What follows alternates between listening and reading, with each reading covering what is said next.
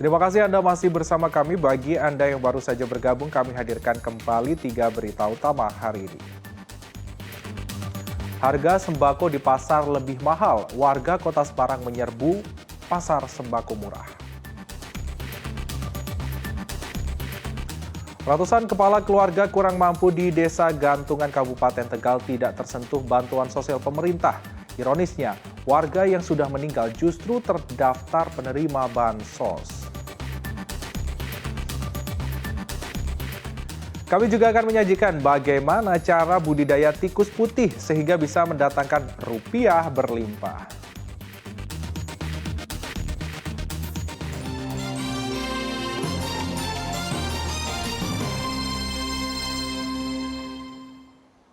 Warga Kota Semarang menyerbu pasar sembako murah karena harga lebih murah daripada di pasar. Pasar sembako murah dirasa warga sangat membantu di tengah melambungnya harga sembako menjelang Natal dan juga Tahun Baru.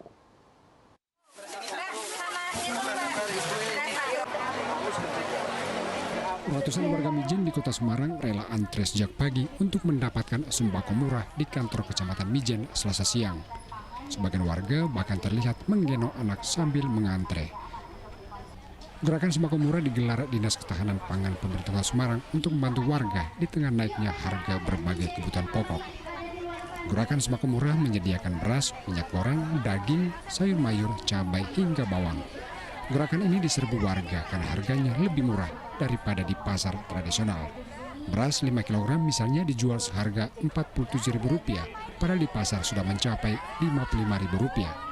Demikian pula harga telur hanya Rp28.000 per kilogram, padahal di pasar sudah mencapai Rp32.000 per kilogram.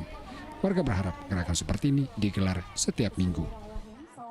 Pak, berapa kilo ini Pak? 5 kilo. 5 kilo. Ini lebih murah dari pasar atau gimana? Lebih murah, sangat membantu. Membantu ya. Selain beli beras, beli apa lagi ini Pak? Beli minyak.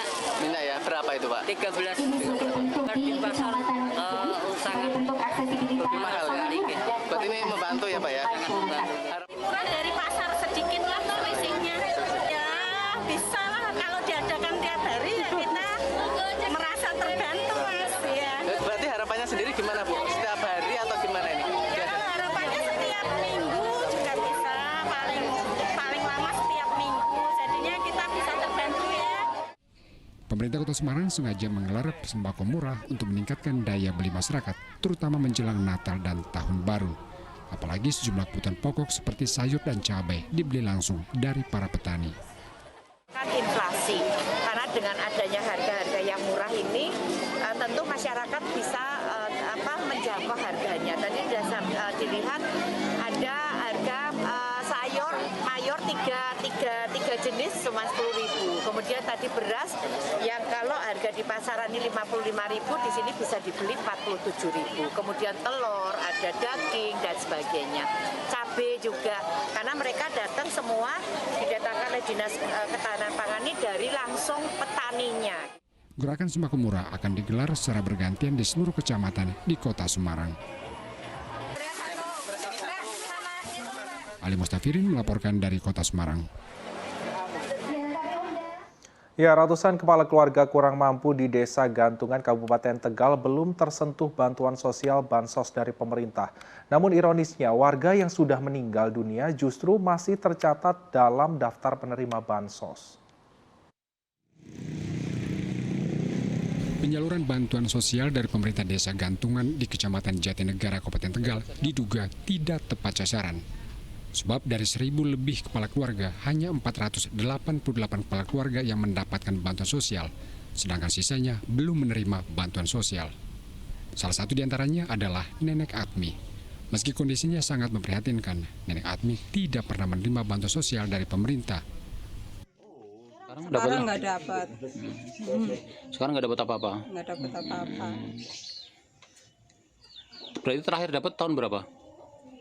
Waktu itu tahun berapa lagi dapat sembako kaidin? 20. Tahun Perangkat desa mengaku sudah beberapa kali mengajukan ke pemerintah kabupaten dan provinsi agar warga kurang mampu di Desa Gantungan bisa terdaftar dalam penerima bansos. Namun usulan tersebut belum dapat respons dari pemerintah. Warga pun berinisiatif menarik iuran secara sukarela untuk diberikan kepada keluarga kurang mampu yang tidak mendapatkan bansos. Banyak yang nggak dapat di sini banyak. Tapi nggak ada paksaan ya dari Nggak desa? ada. Saya inisiatif sendiri. Ya istilahnya berbagilah ikhlas gitu. Nggak ada pungutan apa-apa. Saat banyak keluarga yang kurang mampu tidak mendapatkan bansos, ironinya warga yang sudah meninggal dunia justru masih tercatat dalam daftar penerima bansos. Diduga penyaluran bansos masih menggunakan data lama yang belum diperbaharui. Saya sudah komunikasi dengan operator desa itu kan tiap beberapa bulan sekali itu kan ada update data. Tetapi itu memang kadang saya nggak tahu itu salah di sistem atau di mana. Kadang ada yang warga yang memang sudah mampu tetapi namanya masih muncul di undangan. Warga berharap pemerintah segera memperbaharui data penerima bansos sehingga penyaluran bansos tidak salah sasaran. Kuncoro Wijayanto melaporkan dari Kabupaten Tegal.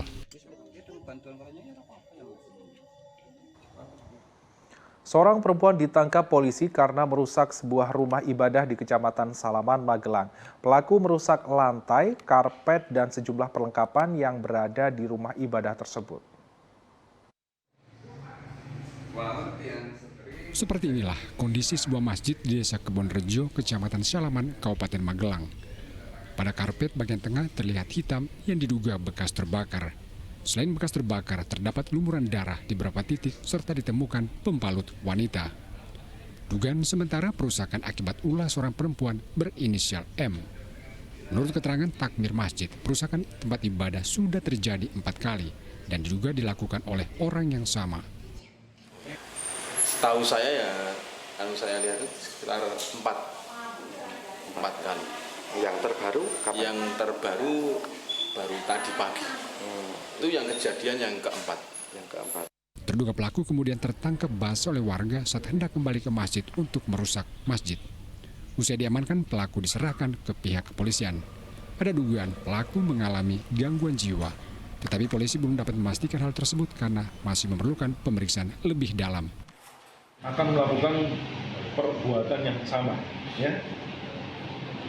Dan untuk sementara penyelidikan motif apa ini?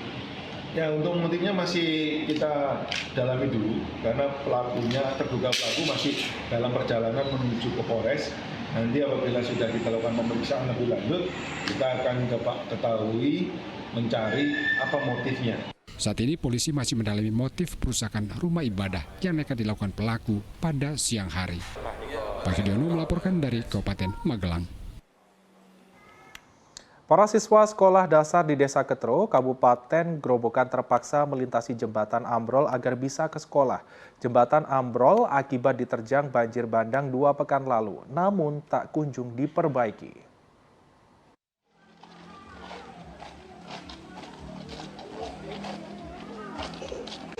Pemandangan seperti ini sudah berlangsung selama 2 pekan. Para siswa sekolah dasar negeri 4 Ketro terpaksa ke sekolah dengan melintasi jembatan Sungai Jajar yang ambrol di Dusun Gedat, Desa Ketro, Kecamatan Karangrayung, Kabupaten Grobogan. Kondisi ini sebenarnya membahayakan keselamatan para siswa, terutama saat hujan, karena berpotensi sungai meluap sehingga jembatan menjadi licin. Para guru terpaksa bekerja ekstra, mengawasi para siswa agar tidak terjatuh ke sungai. Jembatannya rusak ya? Kalau jembatannya rusak gimana? Sulitan kalau lewat? Licin kalau hujan? Takut banjir enggak? Takut. Berarti kalau lewat ini takut ya, kalau lewat jembatan rusak ini ya? Harapannya gimana? Pengen diperbaiki? Jembatan ini sudah kurang lebih 1 minggu yang lalu. Ini akses penting bagi siswa ya Pak, lewat sini? Sangat penting sekali, karena sebagai sarana untuk bisa sampai ke sekolahan. Nah, ini sebagai sarana untuk anak-anak belajar.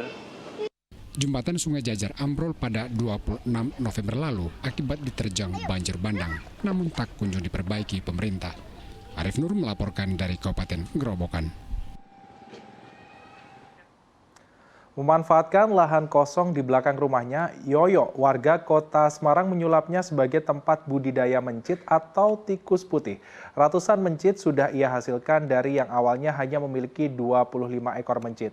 Bahkan setiap bulannya ia bisa meraup keuntungan hingga jutaan rupiah.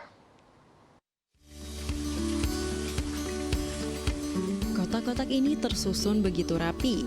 Siapa sangka ternyata merupakan tempat pengembangbiakan tikus. Kerap dianggap sebagai hewan yang menjijikan oleh sebagian besar orang, tikus justru menjadi sumber penghasilan bagi pria yang satu ini. Memanfaatkan lahan kosong di belakang rumah, Yoyo asal Gunung Payung, Kecamatan Ngalian, Kota Semarang mampu menyulapnya menjadi lahan untuk mengembangbiakan mencit atau tikus putih. Berbekal pengetahuan budidaya mencit dari media sosial YouTube, Yoyo memulai bisnis budidaya mencit. Selain tak memerlukan lahan yang luas, perawatan mencit juga cukup mudah. Hanya perlu menyiapkan pakan dari campuran nasi dan pur, juga air minum 1 kali sehari. Waktu yang dibutuhkan untuk menghasilkan anakan mencit juga tergolong cepat. Bahkan satu betina mencit bisa melahirkan 8 hingga 10 anakan mencit. Umumnya digunakan sebagai pakan hewan reptil, kini Yoyo telah membudidayakan ratusan ekor tikus anakan. Padahal saat awal merintis, ia hanya memiliki 20 ekor tikus betina dan 5 ekor tikus jantan. Kita pertama beli hanya sekitar 25 ekor dari 20 betina, 5 jantan. Kemudian setelah dia beranak pinak, kemudian menghasilkan, nah kita kembangkan lagi, kita buat indukan lagi. Nah sampai sekarang, sampai dengan hari ini, itu bisa menghasilkan sekitar 1 minggu itu sekitar 100 sampai 150 per ekor. Harga mencit sangat bervariatif, mulai dari Rp3.000 hingga Rp5.000 per ekornya, tergantung usia mencit saat dijual. Dalam 1 minggu ia bisa menjual hingga 150 ekor mencit ke berbagai komunitas reptil dan pedagang satwa. Ali Mustakfiri melaporkan dari Kota Semarang. Dan informasi tadi mengakhiri jumpa kita hari ini. Bersama rekan yang bertugas, saya Freddy Cahya mengucapkan terima kasih atas kebersamaan Anda. Selamat beraktivitas. Sampai jumpa.